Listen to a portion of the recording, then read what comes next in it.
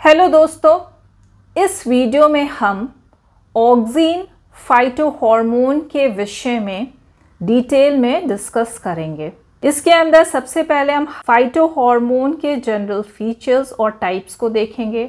फिर हम ऑक्सीन फाइटोहॉर्मोन पे फोकस करेंगे। हम इसके डिस्कवरी को देखेंगे, फिर फिजियोलॉजिकल इफ़ेक्ट को देखेंगे, उसके बाद ऑक्सीन बायोसिंथेसिस को देखेंगे और अंत में हम ऑक्सीन सिग्नलिंग पाथवे को देखेंगे। तो इस वीडियो में आप अंत तक बने रहें। तो आइए सबसे पहले हम फाइटोहॉर्मोन के इंट्रोडक्शन और ऑक्सीन फाइटोहॉर्मोन के डिस्कवरी और उसके फिजियोलॉजिकल इफ़ेक्ट्स को देखते हैं। सबसे पहले प्लांट ग्रोथ क्या है? यह प्लांट के साइज में इरिवर्सिबल चेंज होता है। इरिवर्सिबल मतलब यह परमानेंट होता है। साइज में जो चेंजेस आते हैं उसे रिवर्स नहीं किया जा सकता है और यह चेंज इन साइज लेंथ में इंक्रीज या फिर वॉल्यूम में इंक्रीज हो सकता है। ग्रोथ में हम ड्राई वेट को कंसिडर करते हैं, वेट वेट को नहीं।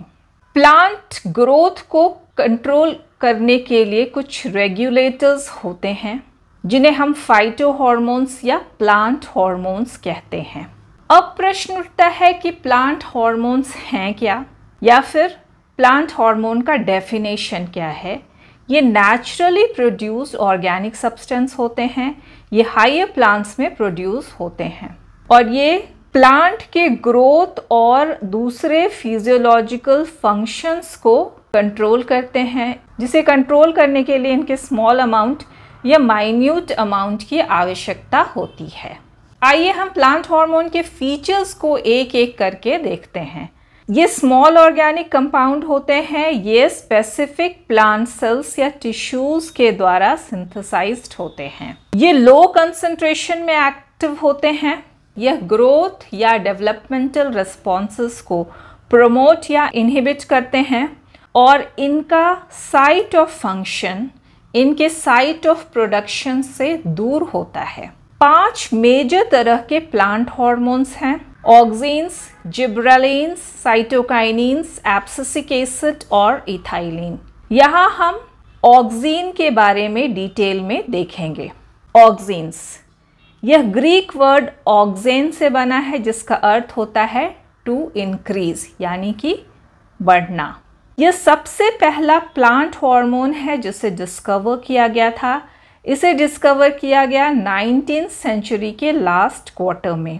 इसे फ्रिट्ज वेंट ने सक्सेसफुली आइसोलेट किया था एवेना सेटाइवा कॉलियोप्टाइल के टिप से, यानी कि ओट के कॉलियोप्टाइल के टिप से। आइए हम ऑक्सीन के डिस्कवरी से रिलेटेड एक्सपेरिमेंट्स को देखते हैं। सबसे पहले डार्विन ने 1880 में ग्रास कॉलियोप्टाइल लिया और उसे यूनिलैटरल लाइट से एक्सपोज किया। उन्होंने क्या देखा कि यूनिलैटरल लाइट के प्रेजेंस में कॉलियोप्टाइल लाइट के डायरेक्शन में बेंड हो जाता है या इसमें कर्वेचर डेवलप होता है। तो इस आधार पर यह निष्कर्ष निकाला गया कि कॉलियोप्टाइल लाइट को सेंस करता है और उसके डायरेक्शन में बेंड कर जाता है या कर्वेचर डेवलप होता है। फिर डार्विन ने कॉलियोप्टाइल के टिप को स्टील के प्लेट से कवर किया और यूनिलैटरल लाइट से एक्सपोज किया, तो देखा गया कि इसमें कर्वेचर या बेंडिंग नहीं हुई है।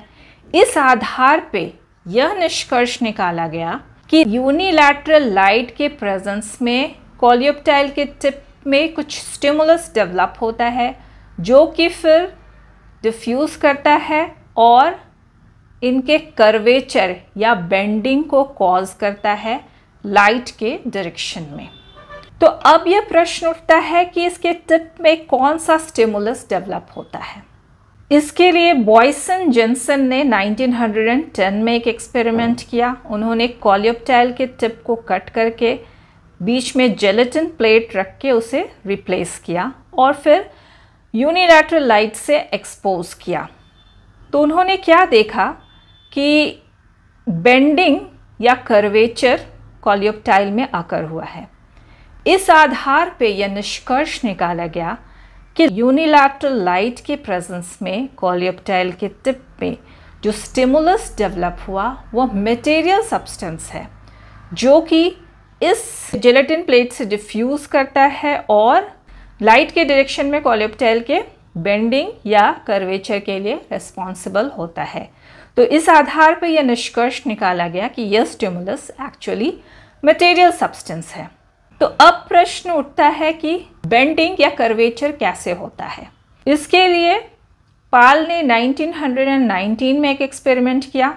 उन्होंने कोलेप्टाइल के टिप को कट करके उसे इस तरह से एसिमेट्रिकली रखा और फिर इस कोलेप्टाइल को डार्क में रखा गया। तो क्या देखा गया कि इसमें बेंडिंग हुई है।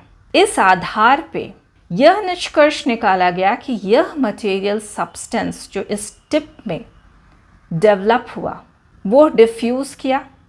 चूँकि ये एसिमेट्रिकली रखा हुआ था इसलिए इसका डिफ्यूजन इस रीजन में हुआ। तो यह सब्सटेंस इस रीजन में प्रेजेंट था और इस रीजन में प्रेजेंट नहीं था। इस सब्सटेंस ने इस रीजन का ज़्यादा ग्रोथ कॉज किया इस रीजन के कंपैरिजन में, और इस रीजन के अधिक ग्रोथ के वजह से ही यह बेंड हो गया या इसमें कर्वेचर डेवलप हो गया जो कि लाइट के डायरेक्शन में था। तो इस आधार पे यह निष्कर्ष निकाला गया कि जब कोलेप्टाइल को यूनिलैटरल लाइट से एक्सपोज किया जाता है तो जो सब्सटेंस डेवलप होता है उसका कंसंट्रेशन यहाँ पे जहाँ लाइट एक्सपोज नहीं हुआ है वहाँ पे अधिक होता है। यह सब्सटेंस बनता है लाइट के प्रेजेंस में, लेकिन इसका कंसंट्रेशन लाइट से दूर यहाँ पे ज़्यादा होता है। और जब इसका डिफ्यूजन होता है तो इस रीजन में इसका डिफ्यूजन ज़्यादा होता है कंपेयर टू इस रीजन, जो कि इस रीजन के कंपैरिजन में ज़्यादा ग्रोथ कॉज करता है। इसी वजह से यह लाइट के डायरेक्शन में बेंड कर जाता है या लाइट के डायरेक्शन में इसमें कर्वेचर देखने को मिलता है। फिर 1928 में वेंट ने एक एक्सपेरिमेंट किया। इसने कोलेप्टाइल के टिप को कट करके अगर ब्लॉक पे रखा और उसके पश्चात इस अगर ब्लॉक को इस तरह से एसिमेट्रिकली रखा गया और फिर इस कोलेप्टाइल को डार्क में रखा गया, जिससे देखा गया कि इसमें बेंडिंग या कर्वेचर हुआ है। तो इस आधार पे यह निष्कर्ष निकाला गया कि जो भी मटेरियल सब्सटेंस इस कोलेप्टाइल में यूनिलैटरल लाइट के प्रेजेंस में डेवलप हुआ वो इससे डिफ्यूज करके अगर ब्लॉक में जाता है, और जब अगर ब्लॉक को एसिमेट्रिकली रखा जाता है तो यह डिफ्यूज कर जाता है इस रीजन में, जो कि इस रीजन का इसके कंपैरिजन में ज़्यादा ग्रोथ कॉज करता है और इसकी वजह से यह बेंड कर जाता है। बाद में फिर वेंट ने इस सब्सटेंस को आइसोलेट किया और इसे ऑक्सिन प्लांट हार्मोन के नाम से जाना गया।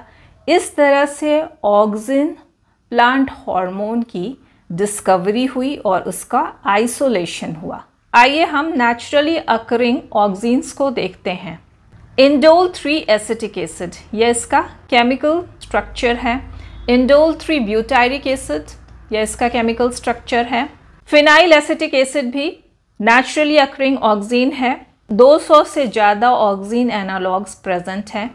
अगर हम इसके कॉमन फीचर की बात करें तो इसमें अनसैचुरेटेड प्लेनर रिंग स्ट्रक्चर होता है और कार्बोक्सिल साइड चेन होता है।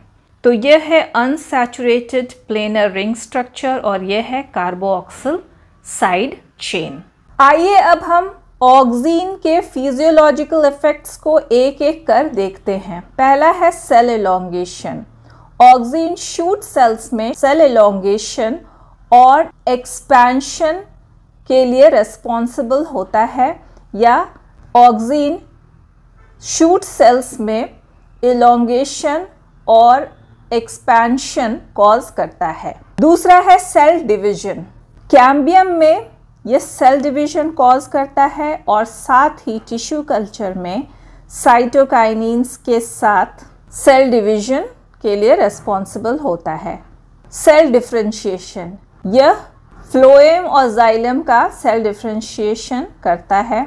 Root initiation, auxin stem cuttings में रूट इनिशिएट करता है, साथ ही टिश्यू कल्चर में लैटरल रूट इनिशिएट करता है। Apical dominance, apical bud lateral bud के ग्रोथ को इनहिबिट करते हैं। इसे ही हम एपिकल डोमिनेंस कहते हैं। जब एपिकल बड को रिमूव किया जाता है तो लैटरल बड ग्रो करते हैं। ऑक्सीन इस एपिकल डोमिनेंस के लिए रेस्पॉन्सिबल होता है। फ्लावरिंग, ऑक्सीन ब्रोमिलियार्ड्स में फ्लावरिंग प्रमोट करता है और साथ ही डायोशियस फ्लावर्स में फीमेलनेस प्रमोट करता है। Callus formation, callus actually undifferentiated mass को कहते हैं। जब टिश्यू कल्चर में ऑक्सीन ऐड किया जाता है तो ये सेल डिवीजन को प्रमोट करता है, जिससे कि सेल का अनडिफरेंशिएटेड मास बन जाता है, जिसे हम कैलस कहते हैं। इस तरह से ये कैलस फॉर्मेशन के लिए रेस्पॉन्सिबल होता है। ट्रॉपिक रेस्पॉन्स, यह ट्रॉपिक रेस्पॉन्स के लिए भी उत्तरदायी होता है। ग्रेविटी के टुवर्ड्स जब बेंडिंग होती है तो इसे हम जियोट्रॉपिज्म कहते हैं, और लाइट के टुवर्ड्स जब बेंडिंग होती है तो इसे हम प्रोटोट्रॉपिज्म कहते हैं।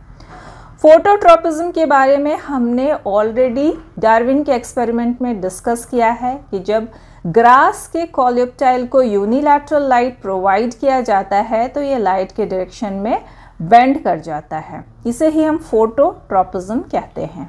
पार्थिनोकार्पी, यह पार्थिनोकार्पिक फ्रूट इंड्यूस करता है। पार्थिनोकार्पिक फ्रूट्स वैसे फ्रूट्स को कहते हैं जो कि ओव्यूल के बिना फर्टिलाइजेशन के डेवलप होते हैं। ये नेचुरली अकर होते हैं, लेकिन ऑक्सीन के ट्रीटमेंट से पार्थिनोकार्पी को इंड्यूस भी किया जा सकता है। आइए हम ऑक्सीन के बायोसिंथेसिस को देखते हैं। तो आइए सबसे पहले हम देखते हैं कि ऑक्सीन के सिंथेसिस के साइट्स क्या हैं। Shoot apical meristem, young leaves, developing fruits और सीड्स। अब ऑक्सीन बायोसिंथेसिस के पाथवेज, दो पाथवेज हैं। पहला है tryptophan independent pathway, in short TIP। इसमें ट्रिप्टोफैन इन्वॉल्व नहीं होते हैं और इसके बारे में ज़्यादा जानकारी नहीं है। दूसरा है tryptophan dependent pathway, in short TDP। इसका प्रिकर्सर ट्रिप्टोफैन होता है। इस ट्रिप्टोफैन की सिंथेसिस प्लांट्स में शिकीमेट पाथवे के द्वारा होती है। ट्रिप्टोफैन डिपेंडेंट पाथवे के 4 टाइप्स या पॉसिबिलिटीज हैं। पहला है IPA, इंडोल 3 पायरुविक एसिड। दूसरा है TAM पाथवे, ट्रिप्टामीन पाथवे। तीसरा है IAN, इंडोल 3 एसिटोनाइट्राइल पाथवे। और चौथा है IAM, इंडोल 3 एसिटामाइड पाथवे। इसमें से पहले 3 पाथवे प्लांट्स में होते हैं और चौथा पाथवे बैक्टीरिया में होता है। एग्जाम्पल एग्रोबैक्टीरियम में। आइए हम इन पाथवेज को डिटेल में फ्लो चार्ट की मदद से देखते हैं।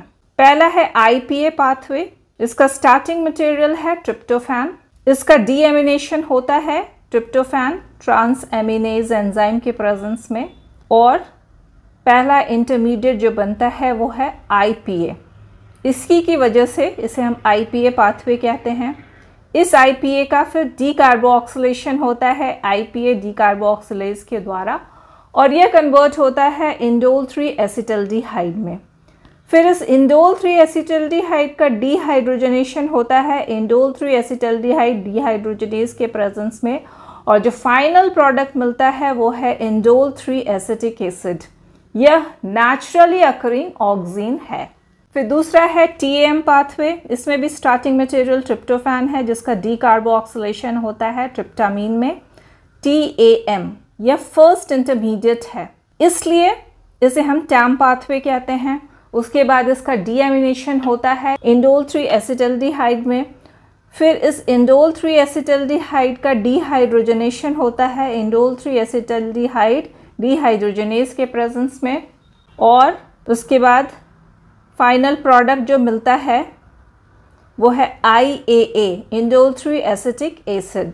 फिर तीसरा पाथवे है इंडोल 3 एसिटोनाइट्राइल IAN पाथवे। इसमें ट्रिप्टोफैन पहले इंडोल 3 एसिटोनाइट्राइल में कन्वर्ट होता है। चूँकि ये फर्स्ट इंटरमीडिएट है इसलिए हम इसे इंडोल 3 एसिटोनाइट्राइल या IAN पाथवे कहते हैं। फिर यह नाइट्रिलेज के प्रेजेंस में IAA में कन्वर्ट हो जाता है, जो कि फाइनल प्रोडक्ट है। फिर फोर्थ है IAM पाथवे। इसमें ट्रिप्टोफैन मोनो ऑक्सीजनेज के प्रेजेंस में इंडोल 3-एसिटामाइड में कन्वर्ट होता है IAM, इसलिए इसे हम IAM पाथवे कहते हैं। उसके बाद यह final product IAA indole three acetic acid में कन्वर्ट होता है। इन चारों पाथवेज को हम एक साथ इस तरह से लिख सकते हैं। सभी पाथवेज का स्टार्टिंग मटेरियल ट्रिप्टोफैन है। यह है पहला पाथवे, इसका फर्स्ट इंटरमीडिएट IPA है। यह है दूसरा पाथवे जिसका फर्स्ट इंटरमीडिएट TAM है। यह है तीसरा पाथवे जिसका पहला इंटरमीडिएट IAN है। यह है फोर्थ पाथवे जिसका पहला इंटरमीडिएट IAM है। और इन सभी पाथवेज का जो फाइनल प्रोडक्ट होता है वो है इंडोल 3-एसिटिक एसिड, जो कि नेचुरली अकरिंग ऑक्सीन है। अब एक बार ऑक्सीन की बायोसिंथेसिस हो जाती है तो इसका ट्रांसपोर्ट होता है। आइए हम इसके ट्रांसपोर्ट को देखें। यह यूनिडायरेक्शनली होता है, प्रीडोमिनेंटली ये पोलर है। यह एक्टिव प्रोसेस है, अर्थात इसमें मेटाबॉलिक एनर्जी की आवश्यकता होती है। यह सिंपल डिफ्यूजन के द्वारा नहीं होता है, कभी कभी इसका ट्रांसपोर्ट कंसंट्रेशन ग्रेडियंट के अगेंस्ट भी होता है। अतः यह लिविंग सेल के एक्टिविटी को इन्वॉल्व करता है, जिसकी वजह से एनर्जी की आवश्यकता होती है और इसलिए यह एक्टिव प्रोसेस है।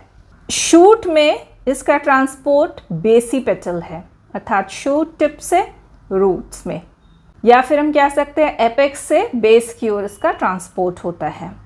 और इसका ट्रांसपोर्ट वेसिकुलर पैरेन्काइमा टिश्यू के थ्रू होता है।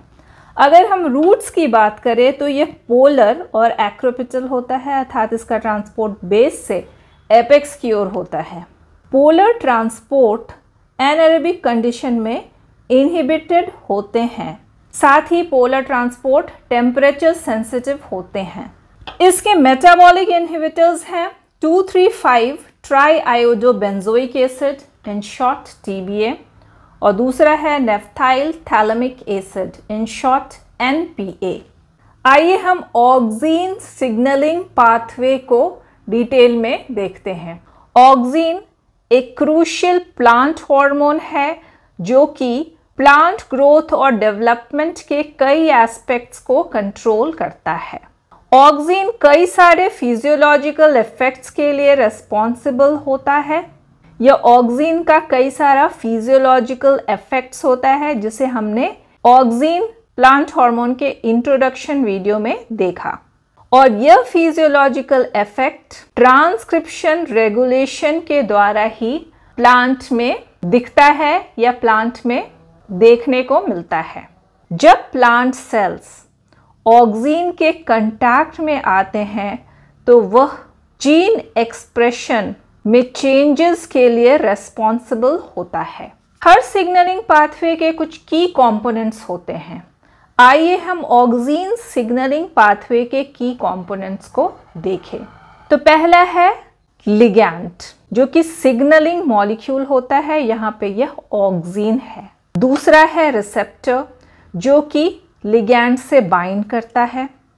चूँकि यहाँ ऑक्सीन लिगैंड है, इसलिए यह रिसेप्टर ऑक्सीन रिसेप्टर कहलाता है। यहाँ पे यह TIR1/AFB है, जो कि F बॉक्स प्रोटीन फैमिली का है। तो यह ऑक्सीन रिसेप्टर तो होता ही है, साथ ही साथ यह E3 लाइगेज भी होता है, जो कि टारगेट प्रोटीन के साथ पॉलीयूबिक्यूटिन को अटैच करता है ताकि इस टारगेट प्रोटीन का डिस्ट्रक्शन हो सके या फिर प्रोटियाजोम के द्वारा इसकी प्रोटियोलाइसिस हो सके। अब थर्ड है ट्रांसक्रिप्शन फैक्टर। यहाँ पे यह ARF है, ऑक्सीन रेस्पॉन्स फैक्टर। यह नेसेसरी जीन्स को ट्रांसक्राइब करने में हेल्प करता है, यानी कि नेसेसरी जीन्स के ट्रांसक्रिप्शन या एक्सप्रेशन में हेल्प करता है।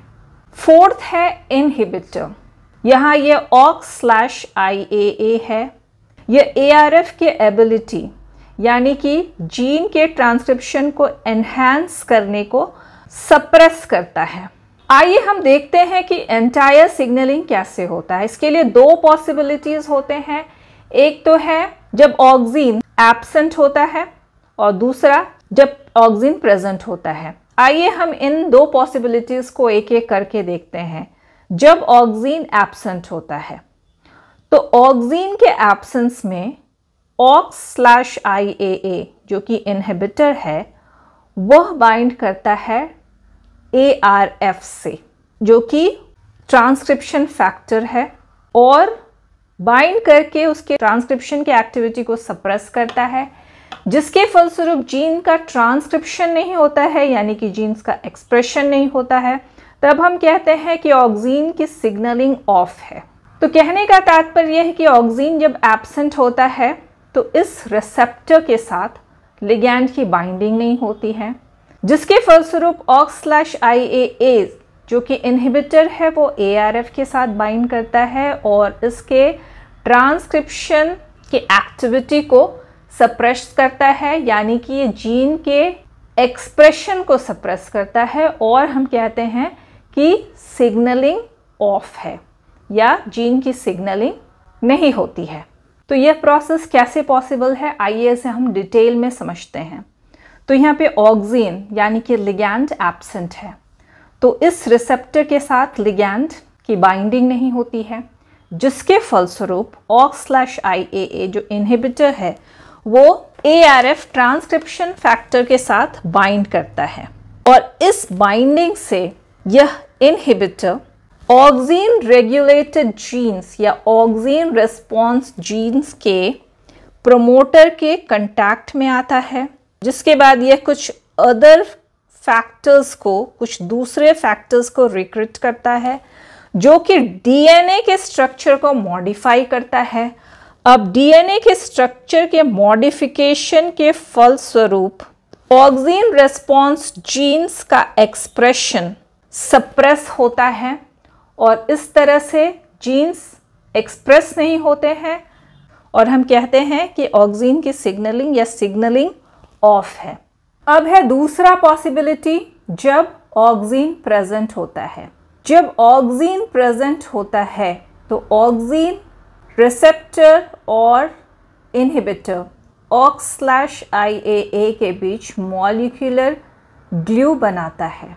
रिसेप्टर जो कि यूबिक्विटिन लाइगेज की तरह भी काम करता है, वह इस इनहिबिटर का पॉलीयूबिक्विटिनेशन कॉज करता है। अब इस पॉलीयूबिक्विटिनेटेड इनहिबिटर का डिग्रेडेशन होता है 26S प्रोटियाजोम के द्वारा। इस इनहिबिटर के डिग्रेडेशन के फलस्वरूप ARF जो कि ट्रांसक्रिप्शन फैक्टर है वो फ्री हो जाता है और फिर यह जीन्स के ट्रांसक्रिप्शन या एक्सप्रेशन को एनहांस करता है। तब हम कहते हैं कि जीन्स का ट्रांसक्रिप्शन ऑन है या सिग्नलिंग ऑन है। ऑक्सीन के प्रेजेंस में यह ऑक्सीन के रिसेप्टर से बाइंड करता है, उसके बाद फिर यह इनहिबिटर से बाइंड करता है, जिसके फलस्वरूप ARF फ्री होता है और यह फिर जीन के एक्सप्रेशन या ट्रांसक्रिप्शन के लिए रिस्पॉन्सिबल होता है। हम कहते हैं कि ट्रांसक्रिप्शन ऑन है या फिर दूसरे शब्दों में ऑक्सीन इंड्यूस्ड जीन का एक्सप्रेशन होता है। आइए इस प्रोसेस को डिटेल में हम इस फिगर के द्वारा समझते हैं।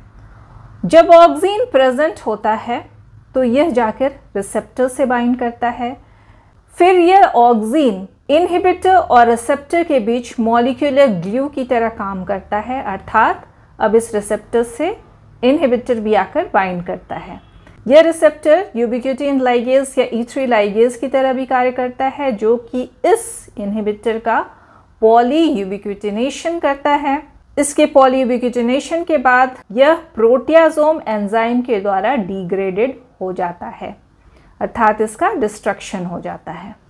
इसके फलस्वरूप ARF की ट्रांसक्रिप्शन फैक्टर है वो फ्री हो जाता है। फिर दो ARF मिलकर होमोडाइमर बनाते हैं और ऑक्सीन रिस्पॉन्स जीन्स के प्रोमोटर से जाकर बाइंड करते हैं और इन जीन्स का एक्सप्रेशन या ट्रांसक्रिप्शन करते हैं। तो हम कहते हैं कि ट्रांसक्रिप्शन ऑन है या सिग्नलिंग ऑन है। लेकिन यह अगर प्रोसेस कंटिन्यूसली चलता है तो इससे मटेरियल और एनर्जी की हानि या क्षति होती है। अतः इसके ट्रांसक्रिप्शन का रेगुलेशन भी आवश्यक है। तो ये कैसे होता है? तो इन ऑक्सिन रेस्पॉन्स जीन्स में कुछ ऐसे भी जीन्स होते हैं जो कि इनहिबिटर OX/IAA को भी ट्रांसक्राइब करते हैं। अब एक बार जब इन इनहिबिटर्स का ट्रांसक्रिप्शन होता है तो फिर ये जाकर इस ट्रांसक्रिप्शन फैक्टर से बाइंड करते हैं, जिसके फलस्वरूप अब इन ऑक्सिन रेस्पॉन्स जीन्स का ट्रांसक्रिप्शन नहीं होता है, यानी कि इसका ट्रांसक्रिप्शन अब बंद हो जाता है। इस तरह से यह रेगुलेटेड होता है, जिसे कि हम नेगेटिव फीडबैक रेगुलेशन कहते हैं या नेगेटिव रेगुलेशन कहते हैं। तो ये थी आज की वीडियो। अगर आपको ये वीडियो पसंद आई हो तो इसे लाइक करें, शेयर करें और मेरे चैनल को सब्सक्राइब करना न भूलें। Thank you.